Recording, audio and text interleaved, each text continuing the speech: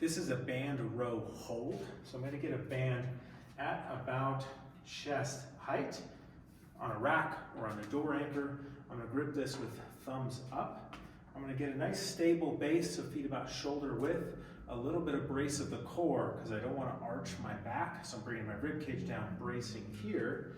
And then I'm gonna pull to arms even with the body, about 90 degrees at the elbows. And I'm gonna hold here for about 30 seconds.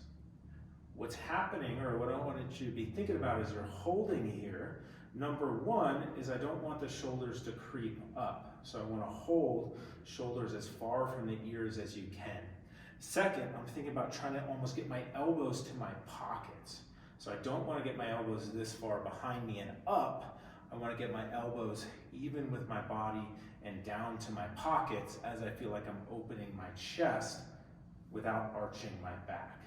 So I'm just going to hold in this position to build some endurance here for about 30 seconds. If that's easy, get a little more band tension or go with a heavier band.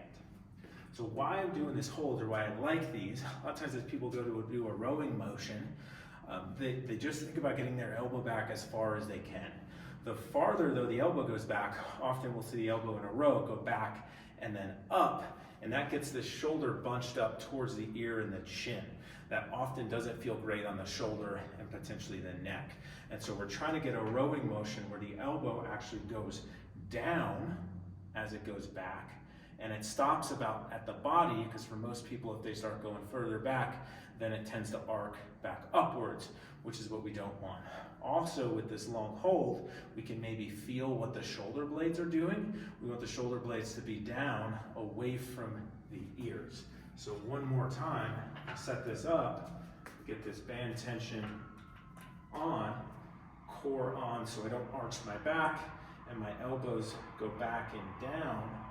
Hold there, even with the body. Shoulders are not rising up, back is not arching. So there's some engagement definitely through the hands, arms, shoulders, also a little bit in the core, so that way we don't arch the back.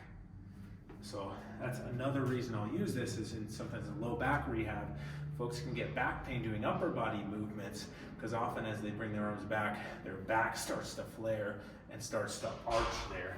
And so I want to bring the rib cage down, feel solid here as I row, and don't arch the back.